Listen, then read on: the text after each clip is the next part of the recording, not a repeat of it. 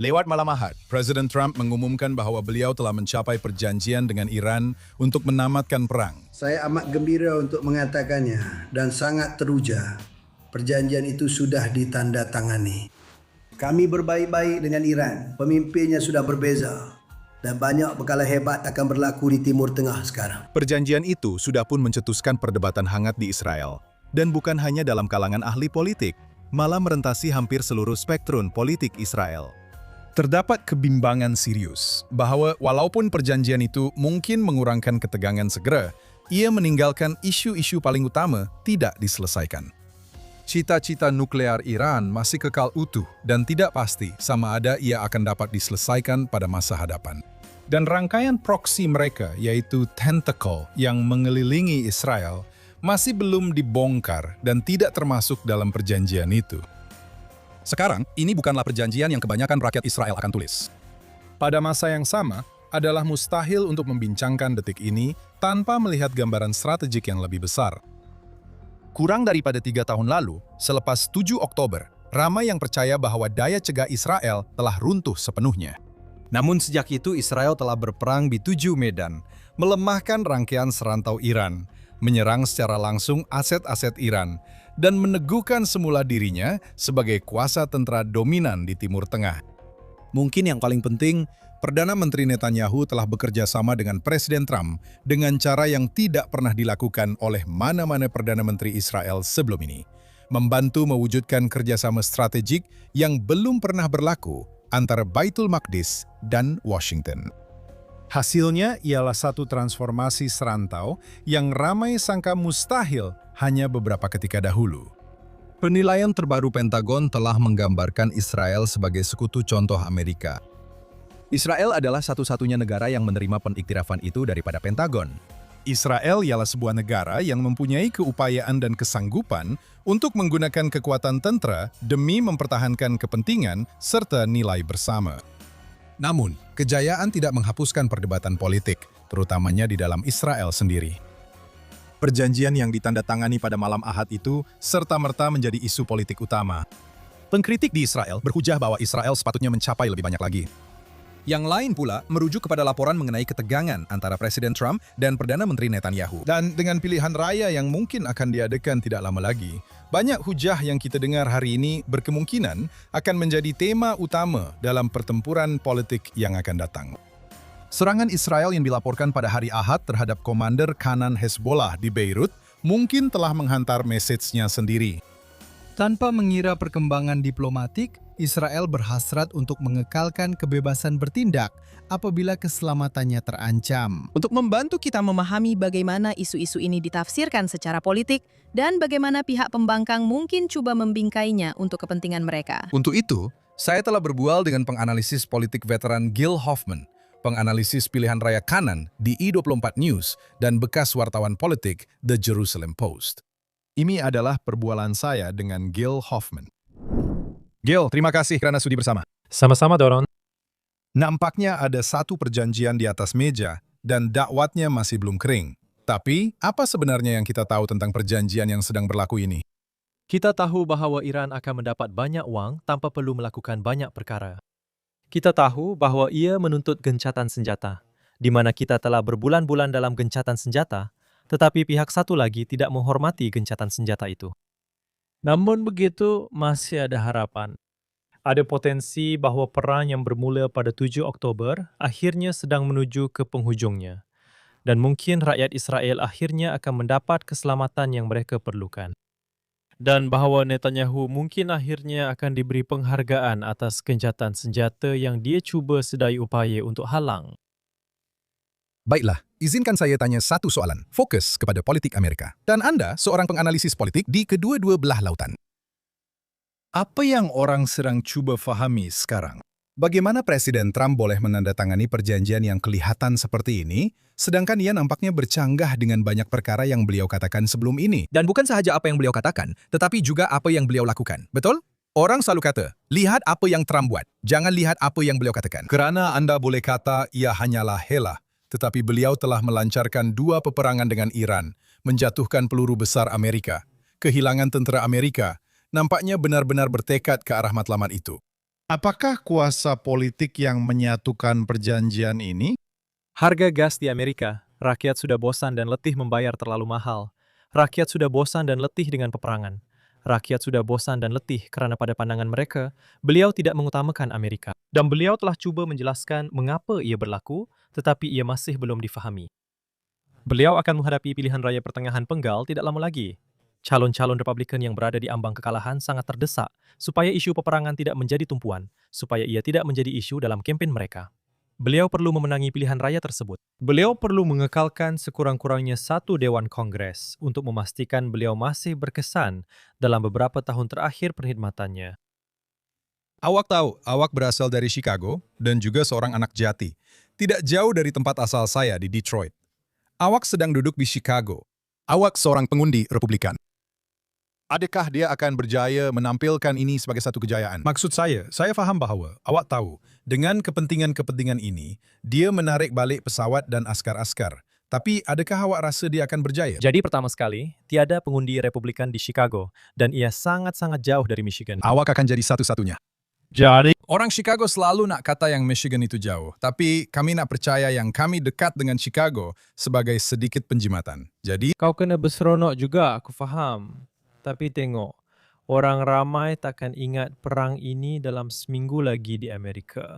Ini bukan perkara besar bagi mereka. Hanya akibatnya saja yang membuat mereka buka TV ketika aku di Amerika semasa perang itu. Mereka tak melaporkan tentang kemudahan peluru berpandu mana yang diserang di Iran. Mereka melaporkan tentang harga minyak dan kesannya kepada rakyat Amerika biasa. Jadi, sebaik saja perang tamat, ia bukan lagi faktor untuk mereka. Dan itulah yang Trump perlukan. Dia akan menyambut ulang tahun ke-250 kelahiran Amerika Syarikat, dapatkan sedikit tajuk utama yang positif daripadanya, mungkin alihkan perhatian rakyat sekali lagi. Biarkan mereka berseronok. Piala Dunia, saya dengar kabar angin bahawa ada perlawanan bola sepak sedang berlangsung di Amerika. Saya belum nampak bukti sebenar dan saya pun tak berniat untuk melihatnya, tapi itu membuatkan setengah orang sibuk. Presiden baru saja menyambut hari lahirnya. Dia ada majlis menandatangani pada hari Jumaat. Dia akan cuba berpura-pura bahawa dia telah membawa keamanan dunia. Biarkan saja dia. pada dasarnya, apa yang kita bincangkan di sini ialah rakyat Amerika tidak menganggap Iran sebagai ancaman langsung. Betul? Maksud saya, di Israel, kami bangun setiap pagi dan tidur setiap malam dengan Iran sentiasa mengancam kami secara langsung hari ini. Betul? Contohnya, malam tadi ketika kami hendak tidur, kami semua berlari, Anda tahu. Tertanya-tanya bila kami perlu lari ke tempat perlindungan, dan ia masih boleh berlaku pagi ini. Ia juga boleh berlaku esok. Presiden Trump saya rasa baru saja berkata sebelum kami duduk bahawa jika perjanjian nuklear tidak dicapai, jika mereka tidak menyerahkan program nuklear itu, akan ada akibatnya. Keadaan sentiasa berubah. Ya, memang ada. Adakah terdapat peluang yang terlepas di sini yang Anda fikir kita boleh meyakinkan rakyat Amerika bahawa memang ada ancaman di sini? Pertama sekali, bagi separuh rakyat Amerika, Donald Trump adalah ancaman itu. Hello dan kita memang tak akan dapat meyakinkan mereka. Dan separuh lagi, lihat, saya sendiri pergi isi minyak dan 4,69 dan saya rasa saya kena tipu oleh Donald Trump. Jadi tetapi kita perlu melihat dari perspektif kita di Israel isu-isu yang serius.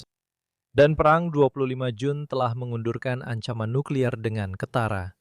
Perang ini tidak banyak menangani perkara itu. Perang ini menangani kekacauan dengan ancaman peluru berpandu, dan ia telah mengundurkannya dengan ketara. Itu adalah dua ancaman yang telah diuruskan oleh Amerika dengan satu cara atau cara lain, dan kami amat berterima kasih selama-lamanya.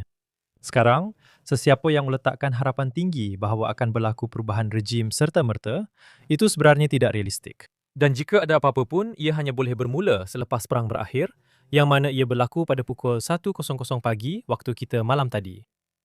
Dan kemudian, wang mula mengalir masuk dan rakyat Iran berkata, tunggu sekejap, kenapa kami tidak mendapat apa-apa daripada wang ini? Kenapa ia hanya diberikan kepada rejim yang kemudian akan memberikannya kepada Hezbollah dan Hamas dan sesiapa sahaja, tetapi tidak kepada rakyat mereka sendiri?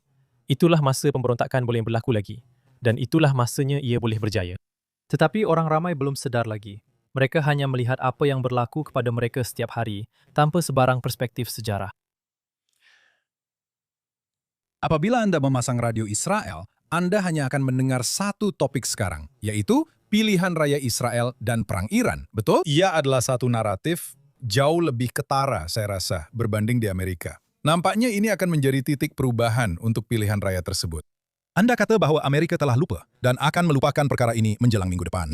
Adakah Anda fikir bahwa Israel akan melupakan perkara ini, atau adakah ini akan menjadi isu utama dalam pilihan raya yang akan datang? Baiklah, jadi pertama sekali, jika gencatan senjata tidak bertahan dan rakyat di utara Israel tidak dapat menjalani kehidupan seperti biasa, maka setiap hari mereka akan bercakap mengenainya sebagai kegagalan keselamatan Israel. Dan jika keselamatan berjaya dikekalkan, maka Netanyahu akan dapat mengatakan bahwa 7 barisan keselamatan sejak 7 Oktober telah bertambah baik dan tiada siapa yang boleh membantahnya, walaupun ketua staf tentera yang bertanding menentangnya. Dan rakyat Israel memang mengundi berdasarkan isu keselamatan. Jadi itu boleh memberi kelebihan kepadanya. Dan jika orang ramai tidak bercakap tentang isu keselamatan, mereka akan bercakap tentang isu pengambilan tentera ultra-ortodoks. Dan itu sangat menyakitkan Netanyahu. Dia lebih suka isu perang dan damai menjadi tumpuan. Banyak perkara akan bergantung padanya. Adakah perjanjian Abraham akan diperluaskan? Dan Anda ada orang lain di JNS yang lebih pakar tentang perkara itu. Pihak pembangkang nampak berpecah sekarang. Adakah mereka akan dapat mengambil kesempatan terhadap apa yang kelihatan sebagai perpecahan antara Trump dan Netanyahu? Jadi itulah yang mereka coba lakukan mulai hari ini. Anda akan dengar Bennett berkata bahwa dia boleh melakukannya dengan jauh lebih baik berdasarkan pengalamannya sebagai Perdana Menteri dan mengatakan bahwa Israel memerlukan seorang Perdana Menteri sayap kanan yang sebenar serta membuat Netanyahu kelihatan tidak begitu sayap kanan. Dan sebenarnya itulah yang berjaya di Hungary. Orban tidak dapat dijatuhkan oleh pihak tengah atau kiri, jadi mereka membawa masuk calon Perdana Menteri dari sayap kanan untuk menentangnya, dan ia berjaya, dan itu adalah sebahagian daripada strategi Bennett. Manakala Eisenkot berkata, lihat, kelebihannya sepatutnya adalah Netanyahu tahu bagaimana untuk berbicara dengan pemimpin dunia. Dan jelas sekali ia tidak berjaya jika Trump memaki hamunya. Mungkin Anda perlukan seorang pemimpin yang lebih bersahaja, yang mungkin tidak fasih berbahasa Inggris, tetapi mempunyai latar belakang keselamatan.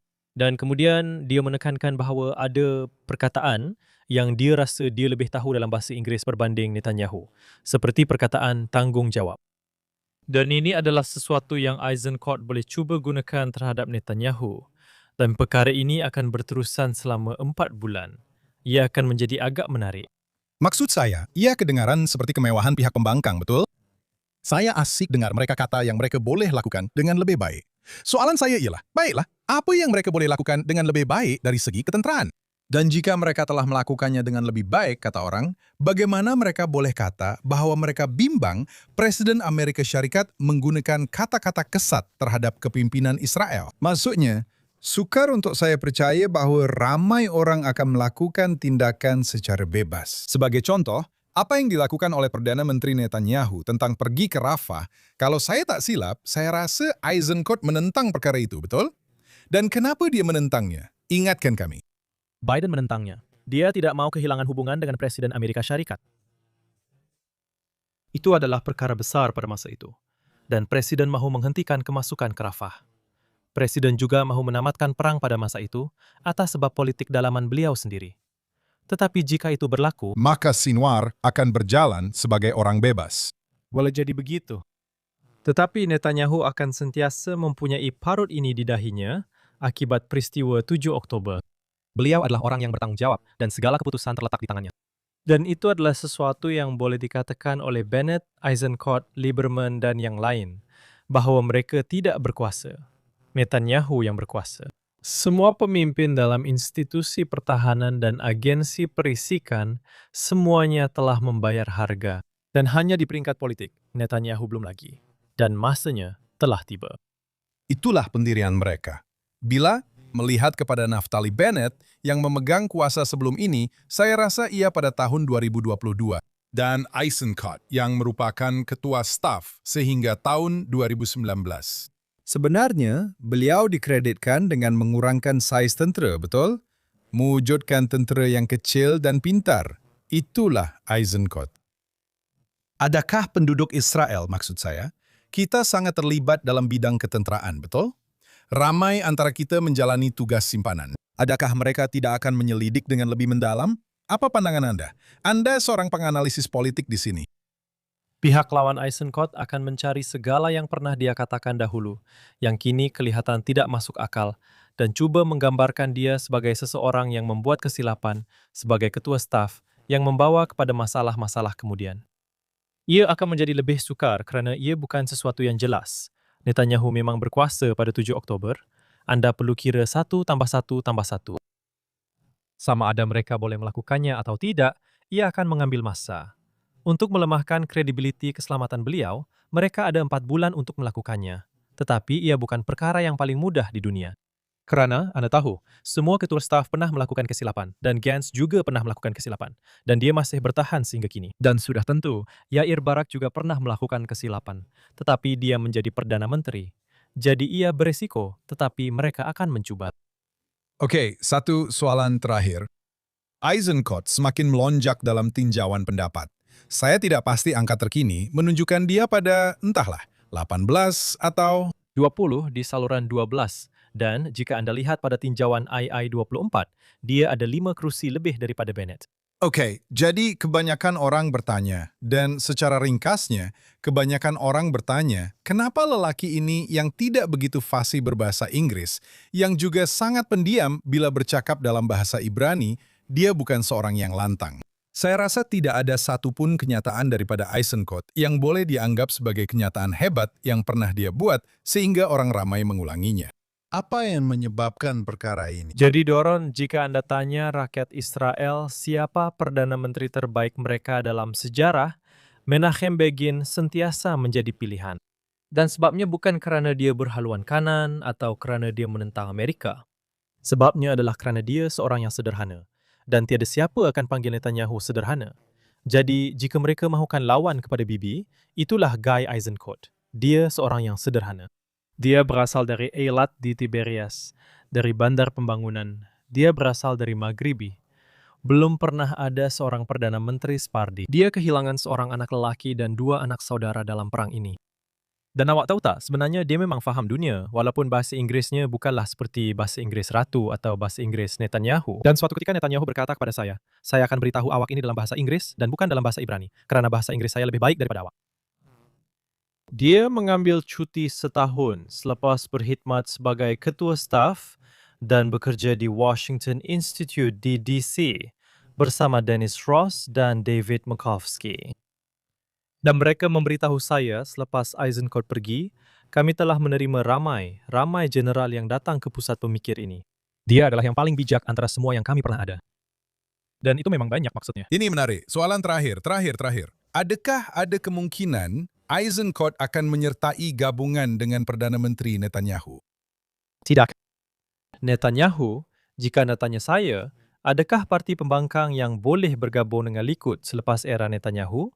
Sama ada dalam 20 tahun, 30 tahun, atau mungkin dalam 5 tahun lagi apabila beliau berumur 80 tahun dan cukup tua untuk bertanding sebagai Presiden Amerika Syarikat. Jika mereka ubah undang-undang di sana, yang mana Anda perlu dilahirkan di Amerika, 1 undang-undang kecil di sana. Dalam era selepas Netanyahu, akan ada banyak gabungan yang terdiri daripada parti sayap kanan tengah dan kiri yang menyingkirkan golongan ultra-ortodoks dan Arab. Tetapi selagi Anda ada Netanyahu di sana, Anda akan ada sistem politik yang dipacu oleh personality dan bilangan ahli Knesset yang membenci lelaki itu, menyebabkan kebuntuan politik. Dan itulah sebabnya situasi semasa dalam tinjauan menunjukkan bahawa kita akan menghadapi lebih daripada 1 pilihan raya. Kita mungkin ada 2, kita mungkin ada 3, kita mungkin ada 5, seperti yang berlaku antara tahun 2019 dan 2022. Kecuali jika ada seseorang yang sanggup menggambarkan Mansur Abbas sebagai Herzl yang seterusnya, kita akan berdepan kebuntuan politik dan tiada siapa yang akan berkompromi. Jadi ia akan jatuh kepada saya. Saya nak sentuh dari sudut berbeza. Anda tahu, pagi tadi ramai yang telefon saya. Apa pendapat saya tentang perjanjian itu? Dapat message. Dan saya kata, lihat, atas kertas, perjanjian itu nampaknya membuat Israel sangat terdedah. Anda tahu, jika Lubnan memang termasuk dalam perjanjian ini, tangan Israel seolah-olah diikat ke belakang. Hezbollah terus melancarkan roket ke arah kita. Isu paling penting untuk Israel adalah sesuatu di tengah-tengah. Kami tidak pasti sama ada akan ada pelepasan dana kepada Iran. Ada perkataan dalam perjanjian yang saya baca tentang pembinaan semula Iran dengan jumlah wang yang sangat besar. Tetapi saya kata sebaliknya, dan saya sangat ingin tahu pendapat Anda tentang perkara ini, mungkin. Ini adalah satu rahmat untuk Israel. Karena ia sekali lagi menolak teori yang sangat dipegang oleh Perdana Menteri, yaitu mengurangkan kebergantungan Israel kepada Amerika Syarikat. Jika kita katakan begitu, dan saya benar-benar ingin tahu apa yang Anda perlu katakan, saya boleh nampak, saya sedang menunggu jawaban di sini. Tetapi jika kita katakan bahwa ini adalah presiden yang paling pro-Israel pernah duduk di Rumah Putih, Anda tahu, kita sudah katakan seminggu lepas. Jadi kita boleh katakan sekali lagi sekarang, yang pernah duduk di Rumah Putih. Dan nampaknya, kepentingan Amerika di sini bertembung dengan kepentingan Israel. Bukankah ini seolah-olah tamparan terakhir untuk berkata, baiklah, jika inilah yang kita dapat dengan Presiden Trump, apa yang akan berlaku selepas ini? Kita perlu lakukan perubahan besar sekarang. Jadi awak nampak, Doron, apa yang berlaku apabila Netanyahu membuat keputusan untuk membalas serangan Hezbollah di utara Israel dengan menyerang di Beirut. Awak nampak bagaimana Presiden Amerika Syarikat tidak mengkritiknya secara tertutup. Kedua-dua Obama dan Clinton memaki Netanyahu secara pribadi, bukan di berita malam di Israel seperti yang dilakukan oleh Trump. Dan Netanyahu, jika ada apa-apa, membuktikan bahawa Israel kini lebih menjadi vasal Amerika berbanding sebelum ini. Kerana walaupun dia membalas, dia menerima balasannya sangat teruk. Dia mencemarkan reputasinya sendiri sebagai seorang yang hebat dalam politik dan pakar dalam berkomunikasi dengan dunia. Dia membayar harga untuk itu. Dan Israel mungkin juga telah membayar harga untuk itu. Dan apa yang akan berlaku minggu depan apabila mereka melanggar gencatan senjata ini? Adakah kita akan membalas tembakan atau tidak? Bagaimana awak lakukannya selepas awak menanggung semua itu?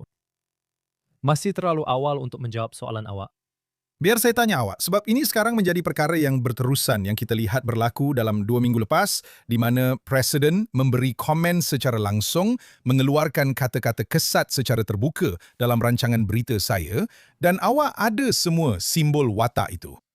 Sebaliknya, apa yang sepatutnya dilakukan oleh Perdana Menteri Negara Israel? Maksudnya, dia boleh sama ada tidak membalas tembakan dan tidak mempunyai daya cegah terhadap Hizbullah, atau dia boleh membalas tembakan. Dan itulah maksud saya. Orang paling berkuasa di dunia kecewa kerana keadaan tidak memihak kepadanya.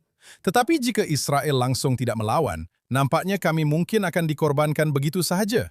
Itulah yang membuat saya tertanya-tanya di sini. Kerana Perdana Menteri Israel adalah satu pekerjaan yang sangat teruk. Sungguh menghairankan ramai orang mahukannya, betul. Bila mereka lihat apa yang sedang dilalui oleh Netanyahu sekarang. Namun begitu, Bennett dan Eisenkot akan melakukan apa yang mereka mampu dengan cara masing-masing. Cuba mendapatkan pekerjaan yang tidak dihargai ini dan sentiasa meletakkan Anda dalam keadaan serba salah. Berdasarkan apa yang Anda katakan, jika saya menyelami isu keupayaan Israel untuk berdikari, dan saya melihat di mana Amerika berada hari ini, saya tahu Anda lebih mengenali Amerika berbanding saya. Adakah rakyat Amerika, adakah Parti Republikan mahu menyokong Israel hari ini? Atau adakah mereka menggalakkan supaya Israel berdikari? Parti Republikan sekarang bukan seperti Parti Republikan yang dahulu. Parti Republikan sekarang mempunyai pelbagai suara. Apabila Anda ada Tucker Carlson yang sangat ekstrim di satu pihak, itu membuatkan Marco Rubio yang merupakan Republikan tradisional. Suara Republikan kelihatan seperti ekstrim di pihak satu lagi. Kemudian J.D. Vance perlu berada di tengah-tengah dan bercakap tentang betapa sahnya untuk Amerika membuat keputusan yang mengutamakan kepentingan Amerika dan bukannya kepentingan Israel. Dan apabila Anda dengar seorang naib presiden berkata begitu bagi orang Israel, ia kedengaran sangat mengejutkan. Seperti, kenapa tiada siapa yang mengecam beliau kerana berkata begitu? Kenapa itu dibenarkan? Tapi Anda fikir, ia jauh lebih baik daripada apa yang dia katakan. Jadi, Parti Republikan sedang berpecah ke banyak arah yang berbeza. Dan apa sahaja boleh berlaku selepas era Trump berakhir. Dan Israel perlu bersedia untuk itu. Israel perlu bersedia untuk tahun-tahun sukar yang akan datang. Itu satu poin yang sangat-sangat baik. Saya ingin menyelami satu sektor khusus dalam populasi Israel yang jarang diberi perhatian dalam podcast saya dan secara umum, yaitu sektor berbahasa Inggris dalam populasi Israel, yang mana saya dan Anda adalah sebahagian daripadanya. Dari segi politik, bolehkah Anda berikan analisis tentang di mana kedudukan populasi ini dan kemana aliran mereka? Maksud saya, kita boleh bercakap tentang orang Prancis, kita boleh bercakap tentang orang Rusia. Apakah yang penting bagi populasi ini? Dan apa yang Anda dengar daripada mereka? Apa yang penting bagi populasi ini ialah bagaimana Israel dilihat di luar negara. Populasi yang berbahasa Inggris lebih memahami daripada sesiapapun, termasuk kerajaan Israel sekarang, betapa buruknya image kita di luar negara ketika ini, dan betapa pentingnya untuk memperbaikinya sebagai keutamaan utama. Jika terdapat gencatan senjata secara ketenteraan, maka medan perang media adalah satu-satunya medan perang yang tinggal. Dan kita sedang berada dalam peperangan ini. Akan dilihat sama ada menjadi pariah antara bangsa seperti apartheid Afrika Selatan selama-lamanya, atau menyelamatkan dunia daripada senjata nuklir fundamentalis Islam dan pengganas yang melakukan pembunuhan beramai-ramai. Jadi, penutur bahasa Inggris boleh datang dari pelbagai spektrum politik. Calon-calon yang fasih berbahasa Inggris, penutur asli bahasa Inggris, telah dipilih dari pelbagai parti. Tetapi dalam isu itu, saya percaya mereka bersatu. Dan mereka melihat bahawa situasi ini sangat terdesak dan mereka perlu mendesak sesiapa sahaja yang dipilih sebagai Perdana Menteri untuk menjadikan perkara itu sebagai keutamaan utama. Ia mesti begitu. Gil, saya ingin mengucapkan terima kasih kerana sudi singgah dan menyertai podcast ini serta berkongsi pandangan politik Anda. Menarik untuk melihat bagaimana perkara ini berkembang dalam beberapa bulan akan datang. Seronok dapat berada dalam rancangan Anda. Terima kasih, Gil. Itu tadi Gil Hoffman. Sekarang, sama ada seseorang bersetuju dengan analisis Gil atau tidak, apa yang dibincangkan itu menonjolkan perdebatan politik yang mungkin akan mendominasi kehidupan awam Israel dalam beberapa bulan akan datang. Namun, satu fakta sukar untuk diabaikan. Selama lebih 30 tahun, Perdana Menteri Netanyahu telah memberi amaran tentang ancaman Iran, jauh sebelum perkara itu menjadi sesuatu yang populer untuk diperkatakan, jauh sebelum program nuklir Iran menjadi tumpuan diplomasi antara bangsa. Perdana Menteri Netanyahu berhujah bahwa Iran yang memiliki senjata nuklir akan secara asasnya mengancam Israel, Timur Tengah, dan sebagian besar dunia bebas. Dan tidak seperti ramai yang hanya bercakap tentang ancaman itu, beliau bertindak terhadapnya. Israel hari ini hanya menduduki 1/3 daripada 1% kawasan Timur Tengah. Itu bersamaan 1/300 daripada kawasan Timur Tengah. Namun, bersama dengan Amerika Syarikat, ia telah menyebabkan kerosakan luar biasa ke atas infrastruktur ketenteraan Iran, melemahkan proksi utamanya, dan menunjukkan keupayaan yang hanya dimiliki oleh beberapa negara di dunia. Tetapi kisah ini belum berakhir. Cita-cita nuklir Iran masih belum lenyap. Rangkaian serantau Iran masih berbahaya. Dan selagi Iran masih mempunyai laluan ke senjata nuklir, dan mungkin selagi rejim semasa masih berkuasa, awan gelap akan terus menyelubungi Israel dan rantau ini. Soalan-soalan ini tidak akan hilang selepas perjanjian ini. Soalan-soalan ini akan terus menjadi tumpuan dalam politik Israel, keselamatan Israel, dan hubungan Israel dengan Amerika Syarikat untuk beberapa bulan dan mungkin bertahun-tahun akan datang. Ketika rakyat Israel berdebat tentang masa depan dan akhirnya membuat keputusan di peti undi, isu-isu ini layak mendapat lebih daripada sekadar slogan. Ia layak mendapat fakta dan semakan fakta. Ia layak untuk diteliti, dan ia layak mendapat pemimpin yang pendirian, serta pertimbangannya telah diuji dalam keadaan yang paling sukar yang boleh dibayangkan. Cabaran yang dihadapi Israel terlalu serius untuk diberi perhatian yang kurang daripada itu.